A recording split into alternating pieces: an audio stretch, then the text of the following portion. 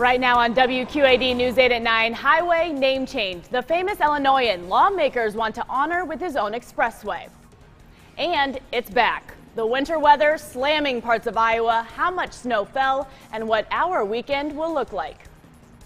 Back to the same old place, our sweet home Cedar Rapids.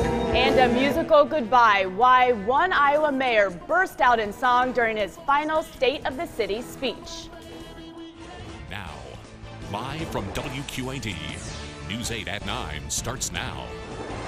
Good evening and thank you for joining us. I'm Johnnie Jindrich. Topping our news tonight, extreme weather is making its grand return to Iowa. This week started with spring and it's ending with winter. Much of northern and western Iowa is covered with snow tonight.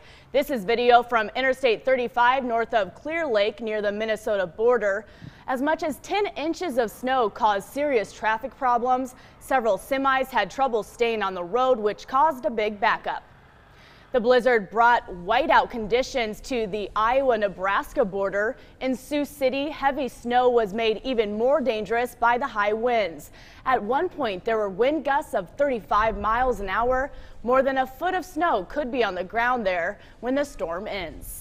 Here in the Quad Cities a few days ago, we needed sunscreen. Now we may need snow boots. Storm Track 8 Chief Meteorologist James Zahara in the Weather Center with the first check of our forecast. Hi, James. Hey, Johnny. I wouldn't go as far as the snow boots. Let's put it that way. I mean, we're talking about some wet conditions, and even more important for motorists, it doesn't look like roadways around here are going to be a problem whatsoever. Maybe near the Wisconsin-Illinois border on those passing lanes, but that's really it. Let's take a look at that storm tracker right now, show you how the system has been moving in. And you can see the intensity not as great as what it was in areas around the western half of the Hawkeye State. As you can see, that has been making its way off to the east. You can see there's not too much behind it except a lot of subsidence, some drying. There's some brisk wind out of the northwest. That's that wind chilly air that eventually we're going to start to feel as we head in the weekend. Temperatures continue to slowly drop. We could be seeing a little mixing with some of that light snow briefly as temperatures cool off even more in the portions of northeastern Iowa area where we're already seeing numbers in the upper 20s. Currently 34 in the Quad Cities. Can't remember it's been that cold for quite a while after a high of just 42 degrees. And we're going to have some pretty cold wind chills. Tell you how cold those wind chills will get coming up in just a few minutes. If you're out and about this weekend, stay up to date on the latest weather information with our Storm Track 8 weather app. There's an interactive radar, hour-by-hour forecast, and more. The app is free for both Apple and Android users. A Davenport man is in the hospital after two strangers rescued him from a burning trailer. The fire happened just off Cody Trail in West Davenport. The rescuers were Allstate insurance employees in the area to repossess a car. The two say once they saw the flames, they stopped what they were doing and took turns trying to get the man out. We were told by the neighbor he couldn't get him out, couldn't breathe. Me and Jerry here parked the truck. We ran up and was able to rotate in and out to get the gentleman outside. We drug him somewhat down the ramp until fire officials got here. The cause of that trailer fire is still under investigation. It's been 9 years since a fire destroyed part of downtown Maquoketa, and now major progress is being made to get it back. The fire took out 2/3 of the downtown retail businesses. The community has been working to bring them back to life. The city has spent $4 million fixing roads and sidewalks. Grants and interest-free loans are available to business owners to help fix up storefronts. People in the community say it's just the start of exciting things to come. They just felt like things were not ever going to happen again and didn't know where to go, what to do with it. But you know, we have people that can do things, and so we got a theme out there that says Maquoketa can, and that really woke up the town that we can do things. Maquoketa can. The green space where 6 buildings burned down is now used for concerts, events, and the farmers market. The city hopes to bring more housing downtown. A local bar is rewarding its customers for choosing not to drink and drive. Longshot Bar and Grill in Rock Falls, Illinois noticed people were leaving their cars in the parking lot after a night of drinking. So the bar started leaving this note on people's cars. The note thanks the customer for not getting behind the wheel while drunk. Attached, a coupon for 1 free meal. The restaurant started giving out the coupons 2 months ago. It's given out 30 so far. Barbers, social workers, and funeral directors may not need a license to practice in Iowa much longer. A bill in the Iowa House would remove the licensing requirement for a number of professions, including dietitians. At Genesis hospitals, dietitians work with patients who need a feeding tube or nutrition through their veins before they can be hired.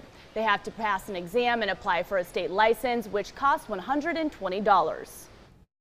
I know a couple other people who work in some other states, because there are other states that you don't have to be licensed, and they feel like their work isn't very valued.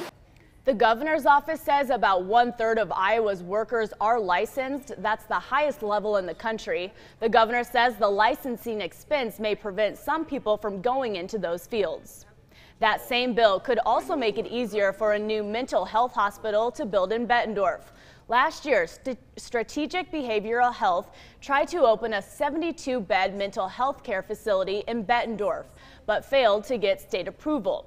This bill would remove the Certificate of Need requirement, which hospitals must currently apply for.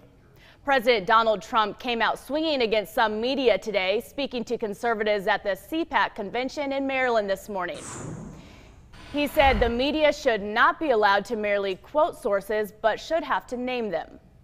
As you saw throughout the entire campaign, and even now, the fake news doesn't tell the truth. It doesn't represent the people.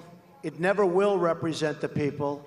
And we're going to do something about it, because we have to go out and we have to speak our minds and we have to be honest. The president also said the border wall between the U.S. and Mexico is, quote, way ahead of schedule. He also promised the greatest military buildup in U.S. history. Treasury Secretary Steven Mnuchin says the administration is committed to major tax reform. He says it's the administration's top economic priority. He expects Congress to approve a measure by August.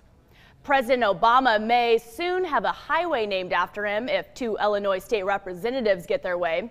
Chicago's Robert Martwick wants to rename the entire Tri-State Tollway after Obama. And Chicago's LaShawn Ford wants to name I-55 from the Tri-State to East St. Louis to the Barack Obama Expressway. The Illinois General Assembly will review both proposals. There's no timetable for a decision yet. Former Illinois Congressman Jesse Jackson Jr. is receiving more than $130,000 a year in benefits from the federal government, even after serving time in prison on charges of fraud. The Chicago Tribune obtained records from his divorce case. They show Jackson receives about $100,000 a year in workers' compensation. That money is tax-free. He also gets about $38,000 in Social Security disability insurance payments. Jackson receives the money because he has bipolar disorder and depression. Anyone born in Iowa between 1993 and 2009 may need to exchange their birth certificate. According to the Department of Public Health, the wallet-sized card issued during that time didn't include enough vital record information, which means it couldn't be used for identification purposes. If you want an updated version, you'll need to contact the Bureau of Health Statistics in Des Moines. People attending the final State of the City speech for the mayor of Cedar Rapids, Iowa, got to see a different side of him. Back to that same old place, our sweet home, Cedar Rapids. Mayor Ron Corbett wrapped up his remarks by joining a band to belt out a local version of the blues classic Sweet Home Chicago. Only this time it was Sweet Home Cedar Rapids. During his actual remarks, the mayor gave an emotional thank you to the citizens who helped the city fight flooding last fall. And the most important lesson that I think, the value of community pride and ownership, we don't forget these lessons. The state of our city, the state of our all-America city, the state of Cedar Rapids, Iowa, will always, always, always be bright. Thank you very much. The mayor decided last December not to run for re-election. Many speculate he may make a run for the governor's office. There's much more to come right here on WQAD News 8 at 9. Still ahead, the damage left behind. What's different in this satellite image of California since before the recent rainstorm?